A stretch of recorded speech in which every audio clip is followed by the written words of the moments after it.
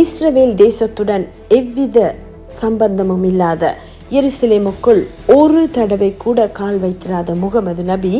மரணத்துக்கு முதல் நாள் ஒரு செட்டைகள் உள்ள மிருகத்தினால் அழைத்து செல்லப்பட்ட ஒரு நைட் ஜேர்னி மூலம் இது தான் எருசலேம் நகரம் எனவும் இங்கே தான் எருசலேம் தேவாலயம் கட்டப்பட்டிருந்தது எனவும் காண்பிக்கப்பட்டதாகவும்